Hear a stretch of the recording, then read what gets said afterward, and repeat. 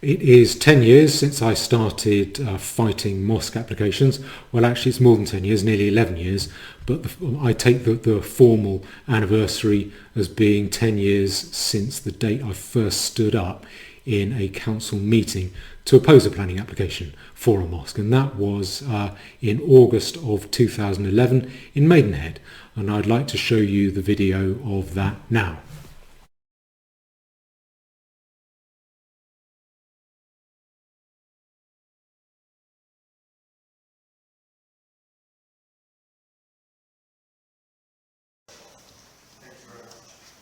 Thank you, sir. I'll be brief. 3 issues overshadowing parking and your powers as a local authority. First of all, this building will be 9 metres high. It is designed to dominate the area and to overlook its neighbours. In particular, the Kingdom Hall Church next door, the huge balconies of this proposal will overlook that. That is intentional and it is unacceptable. Secondly, parking.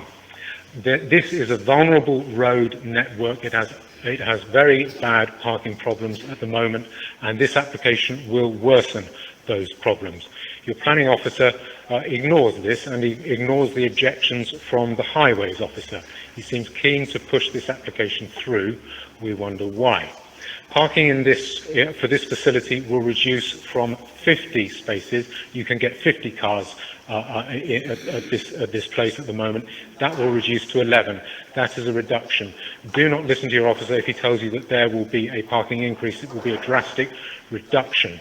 Simply painting white lines on existing space does not increase the number of parking spaces.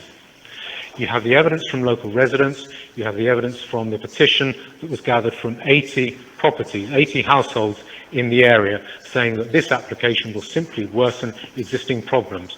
Blocked roads, blocked driveways, people parking on double yellow lines, people using disabled badges from other cars, and then when people parking on private land in front of front doors, and then when challenged saying it's only for an hour or two, there's nothing you can do about it, or worse. If you want to promote harmony, promoting this Islamic centre is not the way to do it. It will worsen existing problems.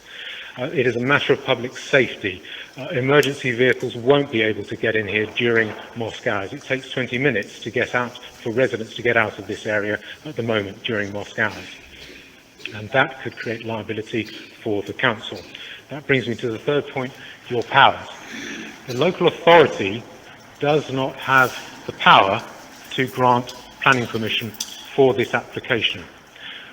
Promoting Islamic doctrine is, unfortunately, contrary to incitement law, public order law, and hate speech law. If you have no power to do that, if you do that, you can be liable. You cannot grant planning permission to me to open up a garage for selling stolen cars. You have no power to do that. You can be civilly liable because you're doing something ultra vires outside your powers. You may be criminally liable because aiding and abetting is an offence. Now, you should not think that simply because we live in a politically correct era that you will not be held accountable if you make a decision where you expose yourselves. You need to know the position that you are in, the legal position, and you should take advice on that. The politically correct fog will get blown away. The wind is shifting, and you will be left exposed with people looking at you. Should not grant planning permission for this application. Thank you. Now, I'm pleased to say, or to see from that I don't think my tone has changed very much in the last 10 years. I took the hard line there and I take the hard line now. The slight change is that I focus more on technical coded planning issues than I did then. It is more satisfying to go on about the evils of Islamic doctrine, multiculturalism, population replacement, but that tends to be letting off steam. The more you do that, the less likely you are to win. So it is a stark choice. Do you want to win, or do you want to let off steam about the important issues? My view is that winning is what counts, and that's what I do, and my record has been pretty good on that. If you go on the website, you'll see currently it says 72. I've got a couple more wins to add there, so it's nearly 75 cases that I've fought, and of those I've won about 70%. I think slightly under 70% of the cases have been wins. That isn't bad. Another change is that that's certainly a lot better than I thought it would be when I started out. I thought I would lose every single case. Another change is that local authorities have become much tougher, much more resourceful about finding ways to grant planning permission for mosque applications. 10 years ago, a mosque application came along, a council would just want to grant it quietly under the radar. The non-Muslims might not hear about it, so you can't get fired granting planning permission for a mosque. You can get fired doing what the Muslims don't like, getting them up in arms against you. So let's just grant this mosque application on the quiet. The way I put it is they used to like to pass these mosque planning permissions like a vicar passing gas at high tea. That has changed. They realise there is opposition. I take some credit for that.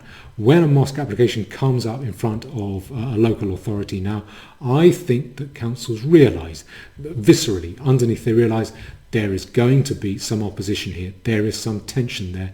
They then that forces them to look at some of the reality on the ground. But it also, ironically, it means that it's tougher to defeat them, or it's tougher to defeat a mosque application these days, because councils have become a bit more attentive, a bit more resourceful about finding reasons to grant planning permission. They have a bit more confidence about doing it now. But I'm still able to win. The win rate is still pretty high. 70% isn't bad. That is a good win rate, particularly when you have every major institution of society celebrating how wonderful these community centres are. So what I would like to do is to get up to 100. I'm nearly on 75 now. When it's up to 100, I can boast and brag like a rooster crowing on top of a dunghill. That is what I'm looking forward to. What I would really like is to get into the position where I have enough funding to go after every mosque application in the country as it comes up and to do it properly. I'd like to have the budget to be able to do a proper, much more effective local campaign, perhaps with a local meeting, a community meeting in the neighbourhood when a mosque application comes along, perhaps with a good online campaign as well. All of this costs money. There are expenses, not money to me, but the costs of meeting the expenses of doing it. And I think optimistically, currently I have only about 10% of the money that I'd need to be able to do that. If you would like to fund that, please feel free. I'll leave a link below, and you can do so. It will be very welcome. That money will go to a good cause.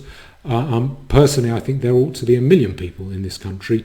That would be slightly under 2% of the population, thinking it was worth their while to stop this invasion, this community centre invasion. But we are currently decadent. I think probably the welfare state underlies that.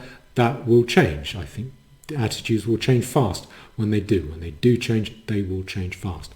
In the meantime, I am going to keep going. I think I will keep winning. And there's no harm in celebrating victories now and again. And I'd like to celebrate that first victory from 2011, 10 years ago. So thank you very much.